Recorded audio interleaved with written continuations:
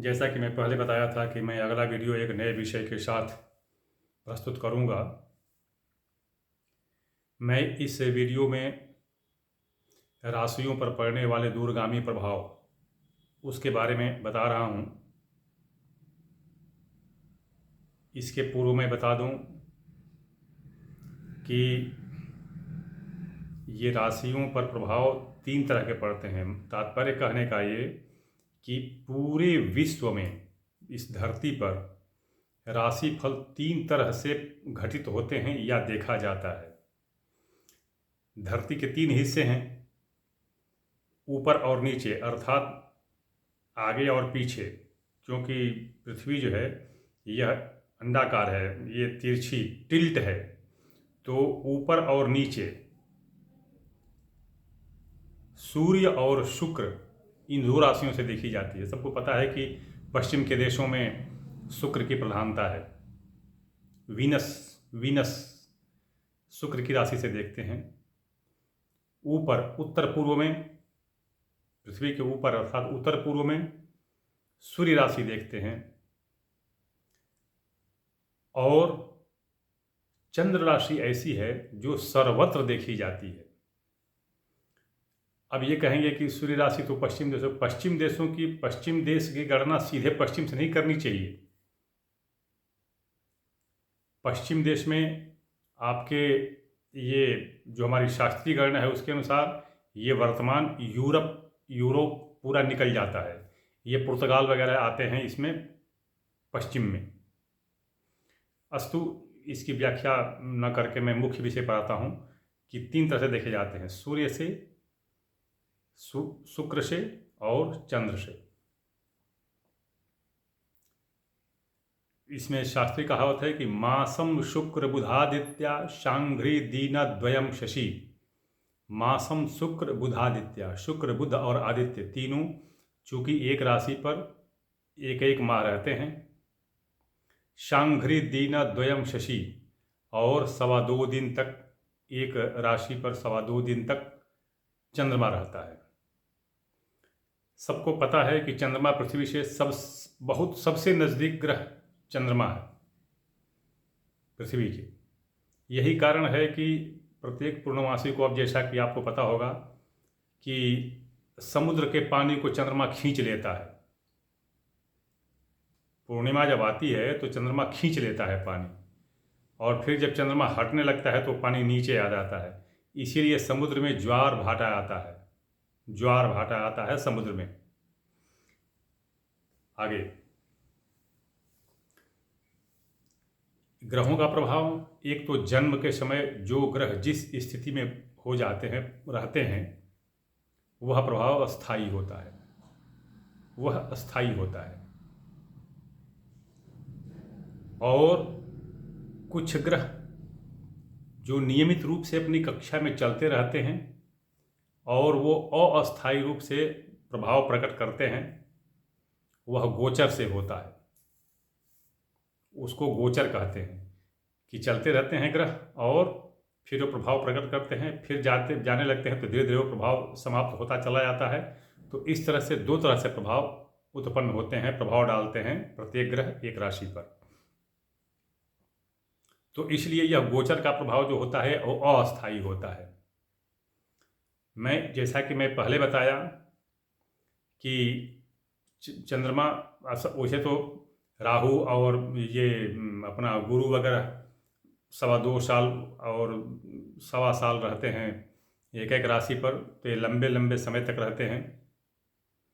उनसे कम समय पर एक राशि पर, जैसा कि बताया, बुध शुक्र और सूर्य रहते हैं। उससे कम चंद्रमा रहते हैं 2.25 दिन तक एक राशि पर। किंतु लग्न जो होती है दिन नहीं, घंटे भर में ही, 2 घंटे में बदल जाती है।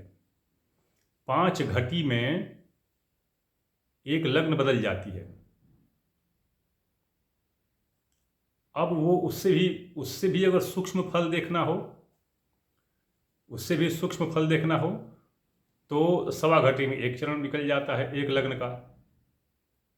1.25 घटी में, घंटे में नहीं, 1.25 घटी में ही एक लगन का एक चरण निकल जाता है। एक नक्षत्र में 4 चरण होते हैं, सबको पता है। तो इस तरह से सबसे सूक्ष्म फल जानने के लिए चरणोद्गत फल ही पर्याप्त उचित होता है। खैर, मैं आता हूँ अभी राशियों पर पड़ने वाले प्रभाव पर, कि कुछ, जैसा कि मैं बताया कि जन्मकालिक ग्रह अस्थाई, मतलब परमानेंट, उनका फल जो होता है अस्थाई होता है। जीवन में वो समय से अस्थाई फल अपना देते हैं। गोचर में जो ग्रह होते हैं वो जैसे जैसे चलते जाते हैं, जिन जिन राशियों में आते हैं उन पर अपना प्रभाव प्रकट करते चले जाते हैं। इनमें भी जैसे बताया शुक्र, बुध, सूर्य और लगभग मंगल, ये सब एक एक महीने तक एक एक राशियों पर रहते हैं। तो इनका भी प्रभाव ज़्यादा दिन नहीं रहता है, जल्दी समाप्त हो जाता है। किंतु राहु, केतु, गुरु और शनि, ये जो हैं एक राशियों पर 1.25 साल से लेकर के, मतलब 16 महीने से लेकर के और 30 महीने तक, 31-32 महीने तक लगभग एक राशियों पर रह जाते हैं। तो इनका प्रभाव बहुत कुछ ऐसा होता है कि वो गोचर अर्थात अस्थाई होते हुए भी अस्थाई हो जाता है। जैसे मान लीजिए हाथ अगर टूट गया, हाथ टूट गया तो ठीक है, कोई बात नहीं है, उसको ठीक होते होते होते होते ठीक हो जाता है। किंतु जिस स्थान पर वो टूटता है वहाँ पर गांठ पड़ जाती है, और वो जो गांठ पड़ने वाला स्थान है वो हिलता डुलता नहीं, और वो अस्थाई हो जाता है। देखिए, दर्द तो ठीक हो गया, हाथ का दर्द ठीक हो गया, हाथ ठीक हो गया, किंतु जहाँ पर वो गांठ पड़ जाती है अब वो दर्द वो अस्थाई हो जाता है। तो कुछ कुछ गोचर के फल ऐसे होते हैं जो अस्थाई हो जाते हैं। अब मैं इन दूरगामी परिणामों के बारे में बता रहा हूँ विविध राशियों पर। अभी देखिए, इस वर्ष वर्तमान संवत्सर में 2024 अप्रैल में विशेष रूप से 29 अप्रैल को गुरु वृषभ राशि में प्रवेश कर रहा है।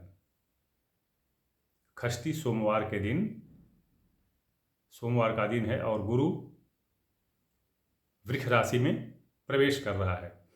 उसके पहले ही राहु मीन में और शनि कुंभ में पहले से ही विचरण कर रहे हैं। अभी देखिए, गुरु यदि वृष राशि में आएगा तो इसका परिणाम बड़ा अच्छा मैं देखता हूँ। प्रायः कि वीडियो बनाते हैं लोग कि वृषभ राशि का गुरु बड़ा अच्छा परिणाम लेकर के आने वाला है। ठीक है, कोई बात नहीं, गुरु शुभ ग्रह है और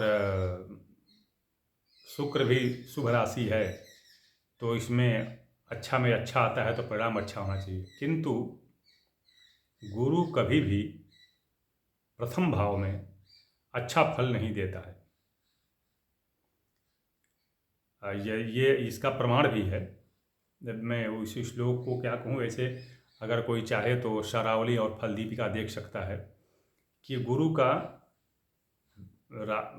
राशि में आना अच्छा फल नहीं देता है। मान लेते हैं बुरा फल नहीं देगा क्योंकि शुभ ग्रह है और शुभ राशि है बुरा, लेकिन अच्छा कोई विशेष चमत्कारिक फल नहीं देगा। इसके लिए शनि चमत्कारिक होगा, क्योंकि तीसरे, 7वें और 10वें स्थान में गोचर से शनि बड़ा अच्छा फल देता है। तो वृष राशि के 10वें भाव में शनि और 11वें भाव में राहु, वैसे तो मंगल भी साथ में है, लेकिन तो बड़ा अच्छा पर देखिए, एक ऐसा है कि कहा गया है कि लाभे पापा प्रशस्ता, कि लाभ भाव में अर्थात 11वें भाव में जो पाप ग्रह हैं वो अच्छा फल देते हैं। अच्छा फल क्यों कहा गया है? क्योंकि ये बड़े ही अनैतिक और निंदित राह से लाभ कराते हैं। तो भाई वर्तमान समय में सर्वे गुणाः कांचनमाश्रयन्ति, आजकल के लिए तो पैसा ही सब कुछ है। तो इस दृष्टि से ये वर्तमान समय में होगा कि ये लाभ देंगे, किंतु इनका व्यय भी वैसे ही हो जाएगा, अनैतिक भाव में ही जो है इनका व्यय हो जाएगा। एक बात अवश्य रहेगी कि शनि जो है परिणाम अच्छा देगा दो तरह से, क्योंकि पहली बात तो ये कि ये व्यय भाव को मारेगा। मैं वृषभ राशि का बता रहा हूँ, व्यय भाव को मारेगा। व्यय भाव मतलब मेष राशि पर इसकी दृष्टि पड़ेगी, विशेष दृष्टि पड़ेगी। तीसरी अपने घर में है, कुंभ राशि में है, अपने घर में है, इसलिए व्यय भाव को मारेगा। व्यय भाव के ऊटपटांग फल को तोड़ेगा। तो शनि से, वृष राशि वालों के लिए शनि से अच्छा फल मिल सकता है, प्रसन्नता देने वाला। लाभ भाव से प्रसन्नता देने वाला कौन सा होगा? वही निंदित भाव, निंदित रास्ते से आय लाभ होगा। तो लाभ तो विशेष होगा, किंतु जैसा कि बता दिया आपको, अस्थायी होगा। ध्यान रहे, एक बात बता दूं कि ये राहु और शनि की दृष्टि 5वें भाव पर भी होगी। शनि की दृष्टि 5वें भाव पर भी होगी। तो शनि की दृष्टि 5वें भाव पर होगी तो 5वें भाव को भी यह बनाएगा। अब कहेंगे कि 5वें भाव में तो सिंह राशि है, यह तो सूर्य की राशि है, सूर्य शनि में शत्रुता है, किंतु सूर्य को यह नहीं देख रहा है, यह सिंह राशि को देख रहा है। मैं इस वीडियो में मैं ये नहीं बताना चाहता कि कौन सी राशि किस राशि को देखती है, क्योंकि फिर भाव वो लंबा हो जाएगा। किंतु इसकी सीधी दृष्टि पड़ रही है सिंह राशि पर, तो यह पुत्र भाव को उन्नति देगा, पुत्र भाव को सुख देगा। ये वृष राशि के लिए लंबा हो जाएगा, बहुत और भी अधिक होना चाहिए, लंबा हो जाएगा, किंतु ध्यान रखना चाहिए कि वृष राशि के लिए बहुत ही ज़्यादा लाभ होगा, किंतु व्यय भी वैसे ही हो जाएगा और उस लाभ का कोई परिणाम नहीं मिलेगा। यह अवश्य है कि शनि के कारण व्यय पर अंकुश लगेगा और पुत्र भाव की उन्नति होगी। वृषभ राशि वालों के लिए संतोषजनक फल रहेगा। अब ये आते हैं मेष राशि पर। तो मेष राशि के लिए धन संग्रह होगा, किंतु रोग और व्यय से परेशानी होगी। अनर्गल रूप से व्यय हो जाएगा। लाभ अवश्य होगा, लाभ होगा, धन संग्रह होगा, किंतु वह धन संग्रह करके रखेगा और अचानक कहीं न कहीं निकल जाएगा। दूसरी बात है कि रोग और व्याधि से परेशानी होगी, रोग व्याधि से परेशानी होगी। वृष राशि का मैं एक चीज़ बताना भूल गया, वृष राशि वाले थोड़ा ध्यान देंगे, मैं बताना भूल गया कि वृष राशि वालों के लिए राहु और मंगल की दृष्टि पड़ेगी 5वें भाव पर, तो कन्या राशि होगी। तो अगर पुत्र कन्या राशि का होगा तो उसको तकलीफ होगा। कन्या राशि में अगर लड़के की राशि अगर कन्या होगी तो उसको तकलीफ होगा। आगे चलता हूँ मैं मिथुन राशि में। मिथुन राशि में 9वें शनि होगा, 10वें राहु मंगल होंगे और 12वें गुरु होंगे। 12वें गुरु व्यय कराएंगे, लेकिन संतोषजनक व्यय। संतोषजनक व्यय का मतलब कि आवश्यक जगह पर व्यय, और उस व्यय का परिणाम भी संतोष देने वाला होगा कि ये जो मैंने व्यय किया है वह ठीक किया है और वह कहीं अनर्गल जगह पर नहीं गया है। 10वें भाव में मंगल अच्छा परिणाम देगा और किसी शासकीय नौकरी में, व्यवसाय में उन्नति देगा। कोई अगर नौकरी में अचानक पदोन्नति, बहुत अच्छा पदोन्नति देगा मिथुन राशि वालों के लिए। 11वें शनि बैठा है, अपने घर में बैठा है, लेकिन अष्टमेश भी है, इसलिए यह क्या कहते हैं उसको कि सांसारिकता से, मतलब माया मोह जिसको कहते हैं कि जैसे सन्यासी के रूप में, तो इसको थोड़ा सा क्या कहते हैं उसको कि जो संन्यास, जो माया मोह से लिप्त न हो, एक तरह से निर्मोही तरह का साधु स्वभाव का लगभग इसको होगा। अभी कर्क राशि वालों के लिए ठीक नहीं है समय, क्योंकि कर्क राशि वालों के लिए 8वें शनि, 9वें राहु मंगल और 11वें गुरु। ठीक है, राहु और मंगल के कारण भाग्य में कमी होगी और मन में घुटन होगी, पारिवारिक असहयोग होगा, व्याधि आदि और दुर्घटना, चोट चपेट आदि से परेशानी होगी। लाभ और पुत्र की भाव की स्थिति बड़ी अच्छी रहेगी। जो भी लाभ होगा वह अच्छा होगा, सच्चा लाभ होगा, यश का भी और धन का भी। अभी मैं सिंह राशि वालों को बता दूं कि सिंह राशि वालों के लिए 7वें शनि, 8वें राहु मंगल और 10वें गुरु, ये तीनों ही कुफल देने वाले हैं। इनका प्रभाव कुफल ही होगा। पारिवारिक असंतोष, नौकरी में असफलता या नौकरी छूट जाना, व्यवसाय का चौपट हो जाना और असाध्य व्याधि, मतलब अज्ञात व्याधि, जल्दी जिसका पता न चले कि कौन सा रोग है, क्या दवा खाऊं, कैसे ठीक रहा जाएगा, तो ये सिंह राशि वालों के लिए। कन्या राशि वालों के लिए भी, जैसा कि मैं वृष राशि में पहले ही बता दिया कि अगर उसका कन्या राशि का लड़का होगा तो उसका तो यही हालत यहाँ पर आ गई है। यदि कन्या राशि होगी तो उसको पारिवारिक विग्रह, पति पत्नी में तनाव, यहाँ तक कि अगर किसी की शादी हुई है तो उसमें क्या कह सकते हैं कि वो अंग्रेजी में डाइवोर्स कहते, तलाक, हाँ वही, संबंध विच्छेद की स्थिति आ जाएगी। ध्यान रहे, यदि प्रयत्न नहीं किया गया, निवारण का उपाय नहीं किया गया तो बुरी स्थिति हो सकती है। यह अवश्य है कि पुराने रोगों से छुटकारा मिलेगा, पुराने रोगों से छुटकारा मिलेगा, शत्रुओं का नाश होगा, शत्रु पराभूत होंगे, व्यवसाय में जो प्रतिस्पर्धी होंगे वो भी पराभूत होंगे और भाग्य साथ देगी। मैं जैसा कि बताया कि अगर प्रयत्न किया जाए तो यह जो बताया कि पारिवारिक जीवन गड़बड़ हो सकता है, वह भी थोड़ा संभल सकता है। अभी मैं तुला राशि वालों के लिए बता दूं कि तुला राशि वालों के लिए 8वें गुरु हो जाएगा, 5वें शनि हो जाएगा और 6ठे राहु मंगल हो जाएगा।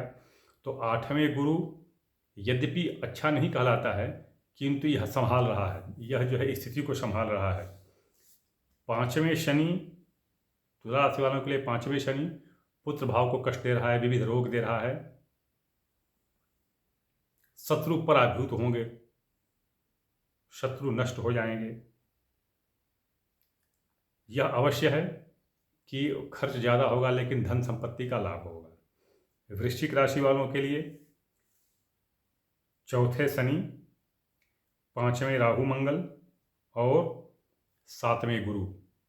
दाम्पत्य जीवन सुखी रहेगा, नौकरी में उन्नति होगी, कोई रुका हुआ धन मिलेगा, किंतु परिवार में विग्रह की स्थिति आ जाएगी। माता पिता को कोई दुख तकलीफ होगा, विशेष रूप से माता को तकलीफ होगा, हृदय रोग, माता को हृदय रोग होगा। नहीं कहना चाहिए, इसमें माता की आकस्मिक मृत्यु भी हो सकती है।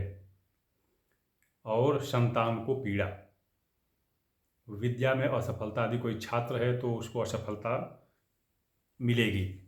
अभी मैं बताऊं आपको धनु राशि का। धनु राशि से 3रे शनि, 4थे राहु मंगल और 6ठे गुरु। बहुत परिश्रम करना पड़ेगा, बहुत परिश्रम का सकारात्मक परिश्रम जो है वो सफल भी होगा। वो ये नहीं कि आपने प्रयत्न किया तो बेकार जाएगा, प्रयत्न करेंगे तो सफल होगा। सुख में कमी होगी, माता मामा नाना नानी आदि को कष्ट होगा। यानी जो संबंधी, घर नहीं, संबंधी जो होंगे, जिसे हमारे ठेठ भोजपुरी में कहते हैं हितई न ताई, तो उनमें जो है विग्रह होगा, शत्रु बढ़ेंगे, षड्यंत्र होगा, परिवार में लोग छिप छिप करके आपसे कुछ उपद्रव करेंगे। ये है धनु राशि का। मकर राशि का दूसरे शनि होगा, तीसरे राहु मंगल और पांचवें गुरु। मकर राशि वालों के लिए यह स्थिति है। यद्यपि दूसरे भाव में शनि अपने घर का होगा, किंतु धन संग्रह नहीं होने देगा, धन संग्रह नहीं होने देगा, क्योंकि इसकी दृष्टि भाग्य भाव और कर्म भाव दोनों पर पड़ रही है। तो भाग्य भी साथ नहीं देगी और बहुत ज़्यादा काम जो है असफल होंगे। तीसरे भाव में राहु मंगल प्रयत्न बहुत कराएंगे, किंतु यह प्रयत्न जो होगा सार्थक नहीं होगा। खूब मेहनत होगी, भागदौड़, लेकिन उसका परिणाम अच्छा नहीं मिलेगा। तो इस तरह से दूसरे शनि अपने घर का होते हुए भी धन संग्रह नहीं करने देगा। कुंभ राशि में अपने घर में शनि है, दूसरे राहु मंगल हैं और चौथे गुरु। तो कुंभ राशि वालों के लिए धन संग्रह नहीं होने देगा, कष्ट होगा, व्याधि होगी, विशेषतः रक्त रोग से विशेष परेशानी होगी। रक्त रोग में आजकल विशेष क्या चल रहा है? डायबिटीज़, मधुमेह बहुत ज़्यादा होगा तो ब्लड कैंसर, जो रक्तार्बुद, ये होगा। लेकिन माता पिता को सुख, पारिवारिक सुख, ये सब मिलेगा। अभी मीन राशि वालों के लिए ध्यान रहे, 7.5 चल रही है और मतलब राशि में ही राहु और मंगल हैं और तीसरे गुरु हैं। ये तीनों स्थिति बड़ी विपरीत है। पारिवारिक कष्ट, शरीर में रोग, पुत्रों को परेशानी, व्यर्थ का प्रयत्न, कोशिश बहुत करना, उसका सार्थक न होना, कोई भी प्रयत्न जो है सफल न होना, व्यय की अधिकता, ऋण लेने की स्थिति आ जाएगी। यानी हर तरफ से इसमें मीन राशि वालों के लिए हर तरफ से परेशानी, आर्थिक, पारिवारिक और शारीरिक, तीनों परेशानी। ये गोचर से, और ये जो बताइए लंबा प्रभाव वाले, ये इनका प्रभाव दीर्घकालिक होगा, क्योंकि मैं ये राहु, गुरु और शनि तथा केतु पर बताया मैं, तो इनका प्रभाव दीर्घकालिक होगा। ये नहीं कि चंद्रमा का 2 दिन तक रहा और फिर 1 हफ्ते बाद समाप्त होगा, नहीं, ये दीर्घकालिक रहेगा। इसका मैं उपाय बता दूं आपको। सप्त समिधा लीजिए, ये सातों जो सप्त समिधा लीजिए, नवग्रह समिधा मत लीजिए। नवग्रह समिधा मिलती है तो वो हवन नहीं करना है, केवल 7 समिधा लीजिए। सातों समिधा को कूट पीस करके, जलाइए नहीं, कूट पीस करके उनको खूब महीन और दूध में लेई बना लीजिए। लेई बना करके उसमें गोरोचन, इनको सातों का कूट पीस करके बना लीजिए। उसमें गोरोचन और कौड़ी का भस्म मिला लीजिए। मिला करके उसको एक डिबिया में रख लीजिए। अगर सूख जाने का भय हो तो उसमें थोड़ी सी हल्दी और बरगद या गूलर, उदुम्बर का दूध थोड़ा डाल दीजिए, ताकि वो सूखने पर भी वो पत्थर जैसा नहीं होना पाएगा, वो ढीला ही रहेगा। देखिए, जैसा कि मैं लेई बनाने को बताया, तो अगर उसमें पानी मत डालिए, दूध भले मत डाल दीजिए। दूध मतलब या तो आप सेहुण का रस डालिए, गूलर का दूध डालिए, बरगद का दूध डालिए, कटहल का दूध डालिए, पानी मत डालिए, और इससे इसकी लेई बनाइए और उसको एक डिबिया में भर कर रख लीजिए। प्रतिदिन हल्का सा थोड़ा सा उसमें से किसी लकड़ी से या उंगली से तिलक लगा लिया कीजिए, थोड़ा सा। आपको बहुत ही शांति मिलेगी और इन ग्रहों से जो अस्थायी प्रभाव देने वाले हैं, इनसे आपको मुक्ति भी मिलेगी। याद रखिएगा, सप्त समिधा, नवग्रह समिधा नहीं। जैसा कि मैं प्रत्येक वीडियो में अपना व्हाट्सएप नंबर देता हूं, तो मैं देखने में आया है कि कुछ लोग व्हाट्सएप नंबर पर शास्त्रार्थ करने, कौन सी पुस्तक है, या पुस्तक कहाँ मिलेगी, किसने लिखा है, इत्यादि प्रश्न करते हैं। भाई मुझे ये सब बताने की ना आवश्यकता है, न बताऊंगा, न कोई पूछे। व्हाट्सएप नंबर देता हूँ इसलिए ताकि किसी को अगर कोई समस्या हो तो उसका मैं समाधान उसको बता सकूं, दे सकूं, कर सकूं। मैं उस पर शास्त्रार्थ करने के लिए नहीं। कोई अपनी विद्वता दिखाना चाहता है तो मुझे विद्वता दिखा करके क्या करेगा। मैं न कोई शास्त्री हूँ, न कोई आचार्य हूँ, न स्वामी जी हूँ, न गुरु जी हूँ, न मेरे पास कोई मठ है, न संस्था है, न आश्रम है, कोई कार्यालय नहीं, कुछ नहीं। मैं एक फौजी आदमी ठहरा, किसानी कर रहा हूँ, खेती बाड़ी, बस ये समय पाता हूँ जो कि पारिवारिक परंपरा है। वेद, पुराण, उपनिषद, कर्मकांड, ज्योतिष का इतना अध्ययन किया हूँ वर्तमान समय के लिए, गर्व के साथ कहता हूँ, क्योंकि विद्या पर मुझे गर्व है। अपने पर भले न हो, अपने पर गर्व नहीं, लेकिन जो विद्या अर्जित किया हूँ वह इतना पर्याप्त है कि ये मेरी अपनी आकांक्षा और आवश्यकता पूरा करने के लिए बहुत है। दूसरे किसी की कितनी आवश्यकता पूरी होती है ये मैं कैसे कह सकता हूँ। तो मुझे न किसी दुकान की चिंता है, न मुझे मेरे व्यापार की चिंता है, न मैं व्यवसायी हूँ, न मैं कुछ बेचता खरीदता हूँ। तो इसलिए मुझे कोई विद्वता मत दिखावे, विद्वता जहाँ दिखाना है दिखावे। अगर कोई शास्त्रार्थ करना है तो शास्त्री से करे, मैं कोई शास्त्रीय आचार्य नहीं हूँ। अगर मैं समस्या का समाधान अगर कोई चाहता है तो उसको मैं कर सकता हूँ। वह समस्या मुझे इस व्हाट्सएप पर संदेश दे 9889649352।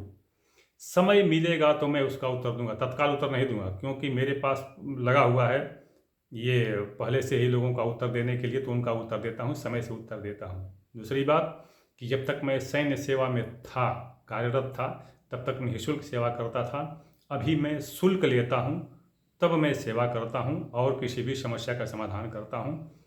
मुझे जैसा कि ज्ञात हुआ है कि सबसे ज़्यादा मेरा शुल्क है, तो जिसको मेरा शुल्क देने में सुविधा हो, सक्षम हो, उचित हो और लगे तो वो संपर्क करे, अन्यथा न करे, कोई बात नहीं है। वीडियो देखे, आगे बढ़े, हमें इससे कुछ विशेष लेना देना नहीं है। कोई संपर्क करता है नहीं करता है, कोई दिक्कत नहीं है। वीडियो बहुत लंबी हो गई है। मैं अगले वीडियो में किसी अगले विषय के साथ प्रस्तुत होऊंगा। अगले वीडियो की प्रतीक्षा करें।